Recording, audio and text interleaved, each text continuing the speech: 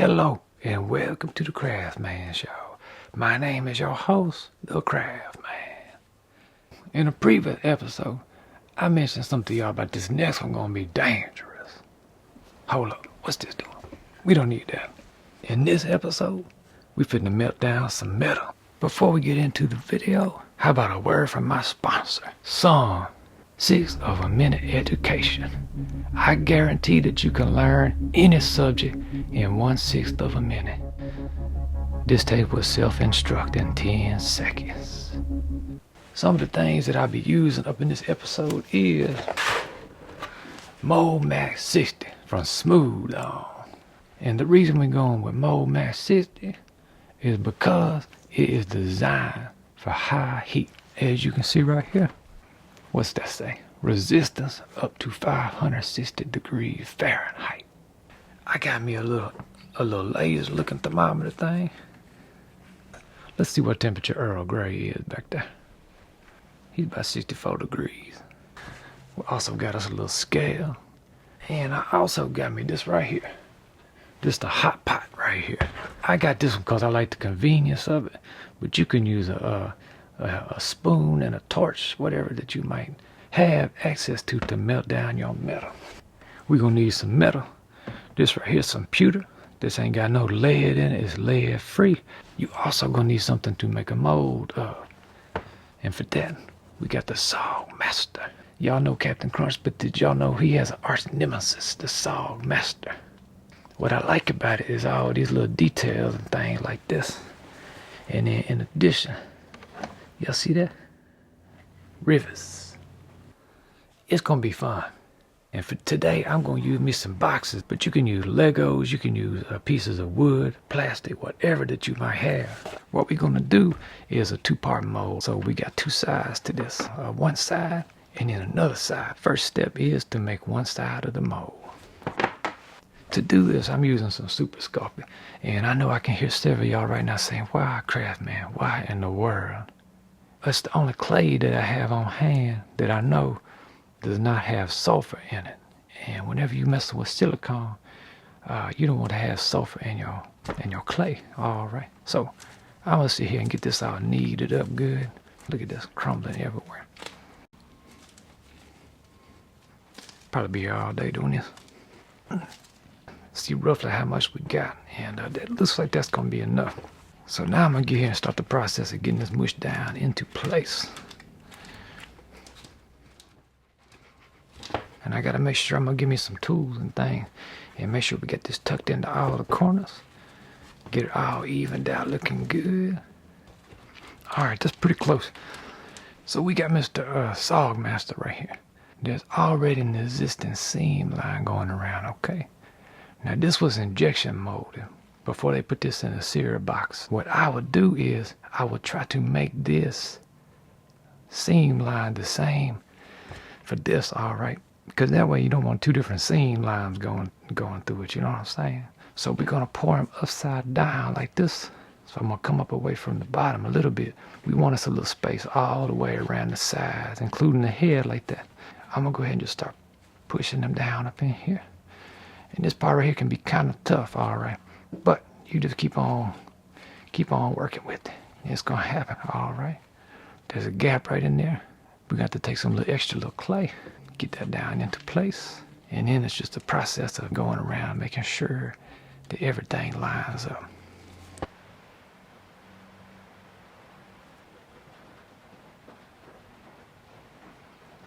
If you see any places where it looks like you need a little bit more clay, go ahead and add it. Just drop you a little bit. It's very important to get this right, to get it as a clean of a seam line as you possibly can. This is the most time-consuming step probably right here, is getting this done. But the good news is, you take your time and do this right, then the second half is easy, easy, easy. Looks like we got a pretty clean line going around our object. And next is kind of a fun part I want to show you.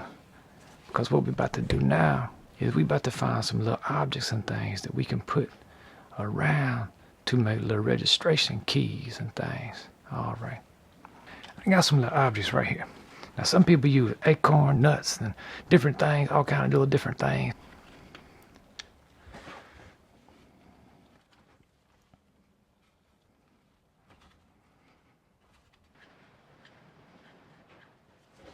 You can also come in like this and create a negative space. The silicone will fill that and subsequently resulting in a positive. Hold up, Craftsman. You ain't got your little spout cut. One thing I like to do, and everybody got their own little preference in methodology, excuse me. I don't like to do that until I got both halves of my mold made, and then I cut that out. All right. Mind-blowing materials for a world of applications.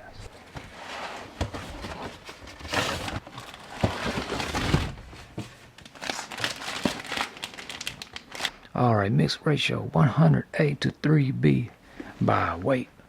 Smooth On gonna make it hard on us today. That's alright, Smooth On. Y'all still good. I like you. I'm not very scientific. What I do is I look at this. I say how much I need to fill this up. I'm gonna figure out my mold, my silicone weight, and then based on that, I'm gonna do some cross multiplications to do see how much of that I'm gonna need right there. It's gonna be fun. I'm used to the greens and the blues and all that stuff. You better scrape that off. Don't be throwing that away. Craftsman, why you wear gloves all the time? I'm gonna go ahead and just kind of mix up this silicone like that. That's their recommendations.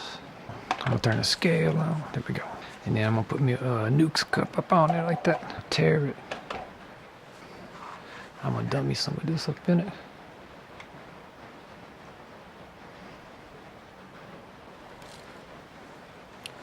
Probably should be good enough right there. Alright. Then I'm going to switch over to units right here. Alright, 216 grams. So mold max 60 is 100 A with 3B. Alright. We got 216 grams. To figure out how much of this we need, we can do cross multiplication. Do y'all remember that from school? You times this together. 3 times 216 is 648. All right, and then divide that by 100. 6.48. So that's how much of the part B that we need to measure out.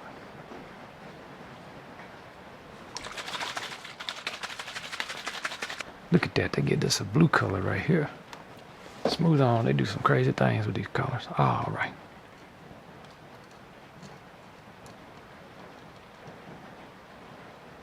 All right, that's just telling me 6 right there. What can happen is if you use too much of this, it's just gonna cure a lot faster. If you don't use enough, it'll cure slower. But anyway, let's see what happens.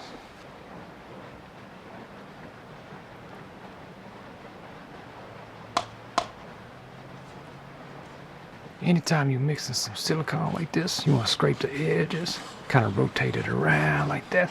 You don't want to crank it too much and get a lot of bubbles and things like that in it. You want to make sure you're consistent, smooth and smooth and smooth. I think we might be just about there. Oh, I just broke the stick. That's how you know you're stirring it when you break that stick. Look at that. You don't want to pour right over your model. Alright, you might trap some air or something up in that side like that. Aim it where it needs to be, then kind of come up with it. And then kind of start it at an empty space, a negative space up in the mold. And then just let it kind of run around. Let's see. Let's start it back over here.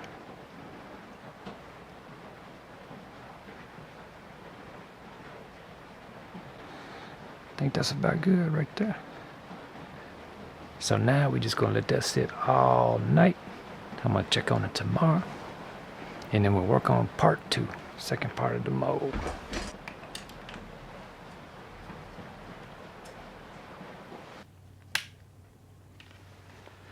All right, good morning. That's always a good feeling right there. That means you mixed it up right. So now what we're gonna do is see, can we prise it apart?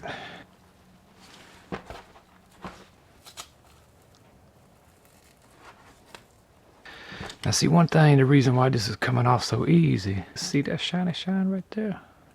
I sprayed that with some clear acrylic sealer.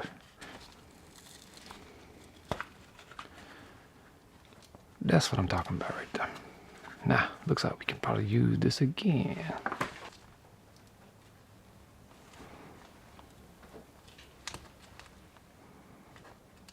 Whenever possible, you want to keep your object still in the other half, but that's all right.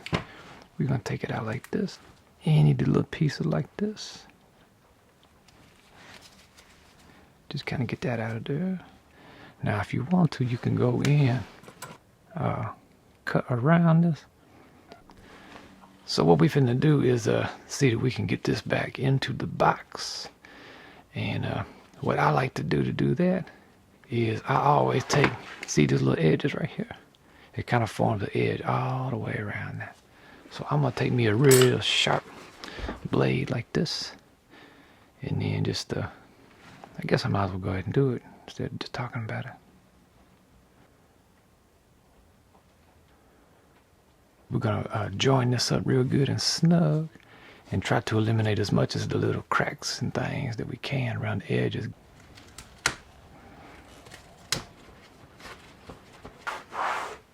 We just gonna get us a little bit on there like that. Start going around like this right here. We don't need to put any petroleum jelly up on the figure. All right, we just gonna get it all around on the silicone. All right, that's the key. Get a good film all around it.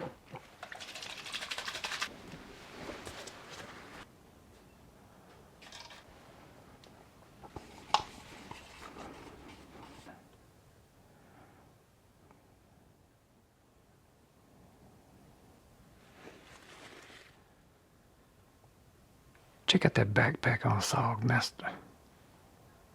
I'm really excited about this, y'all. I don't know if y'all can tell that. But getting ready to see this thing cast as metal seemed too good to be true. Hope everything's going good at y'all's workplace, at your home place, every place where you interact with people. Well, we all got bigger purposes than we might realize. But it's all about building relationships. Excuse me, Captain Crunch, I'm about to back this thing. Oh, snap, sorry, Captain. My desk is not 100% level, so one thing about liquid, it ain't gonna lie about what's level. It's gonna tell you. Take your time in making these molds because they can last you a long time and they hold up to that heat. It's worth taking your time to get this mold the way you want it. All right.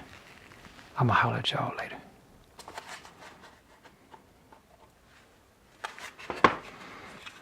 And again, that's because I had that side that's slicked up. See that?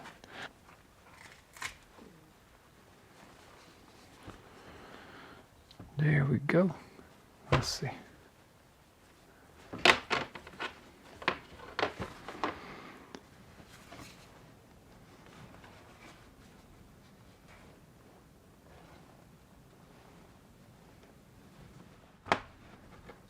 So what can happen when you're doing something like this is you pour the metal down into here.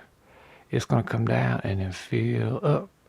All right. And these little places like that, it might be air bubble or something trapped up in there. And so what you can do is cut a little relief, a little vent.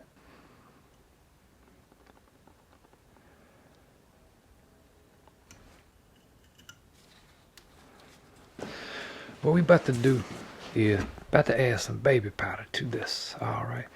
And you can use a lot of different things. I have used arrowroot powder. Do y'all know about that? When we did the free range chicken, we used arrowroot powder for all of our plastic cast.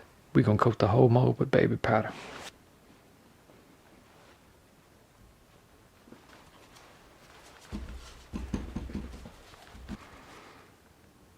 Now when we get ready to pour this, we're gonna need a way to hold this together. But you don't want to squeeze it too much and distort the mold.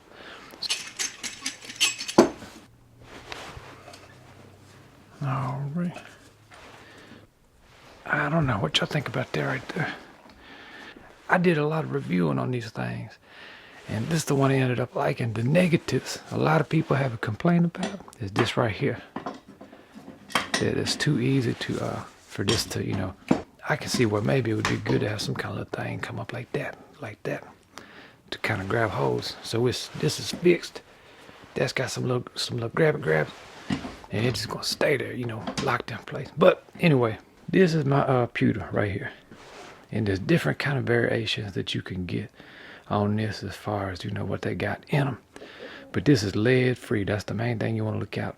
Really, I would suggest watching out if you buy antiques, pewter antiques, real cheap, and then you melt them down. That's where you might run into some lead, you know, and things like that. But I have a link in the description where I got this. We go ahead and plug in the hot pot. And look at this. I ain't even got the right kind of gloves on. So now we ready. So the hot pot's got a little smoke coming off of it. And that could be different things, you know. That could be a little bit of oil that might be on it from the factory, stuff like that. This is my very first time to ever plug it in. So, and I'm gonna go ahead and just lay it like this. Actually, I'm gonna lay it like, I don't know what kind of way. All right, we up over 500 degrees right now, so here just in a little bit it should start happening.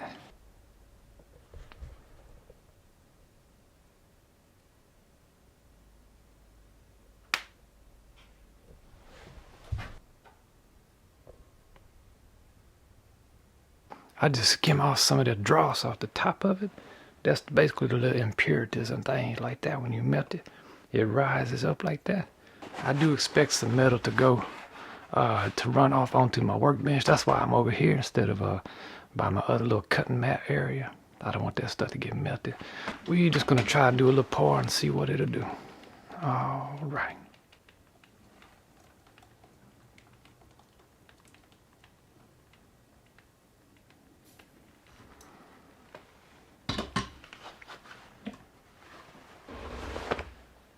So we're gonna let that sit for about a good 10-15 minutes.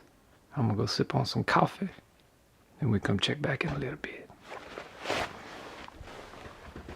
All right, so let's see.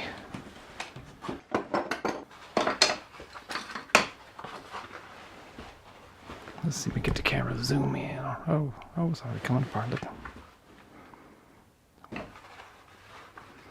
To be honest with you, I thought it was gonna be all flash, all up around in here. And it ain't. Let's see. Oh, look at this now. Look at this right here. Snap. And there we go. That's like a little before and after. Plastic to metal. Hold up, Craftman. I see what you're trying to pull on me. Don't think I can't tell the difference between them two. I just knew it. All right. Well, y'all gonna make things complicated on me, but let's go ahead and see if we can do this. So I went on the computer, got me a digital high res of the little color details. I'm gonna put that on some label relief paper. Probably one thing that you could do is you could just heat this up right here. Put this right here on top of it and mush it, hold it down, and the toner particle would probably melt onto this. And then you could peel the paper off of it. But today, just for simplicity, I'm gonna use the liquid text.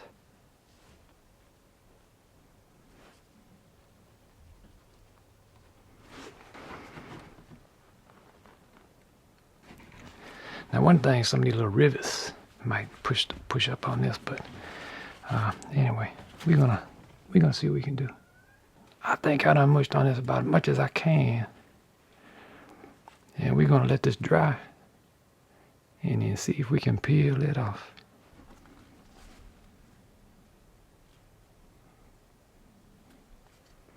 Oh, snap. Now what I'm doing is I'm peeling slow and careful because I'm real excited right now. Let me just stop and say I'm very excited that this is actually working. But had I been pulling this up and there's still some left on the paper, I wouldn't want to take it all the way up. I would just put me some more transfer medium and slap that thing back down and maybe hit it with the heat gun, something like that. But look at this. This might be fitting to work too. I don't know. Oh, snap a mile. Yes, indeed. Look at that. Man, to be honest with y'all, well, anyway, that's crazy. Man, I like that.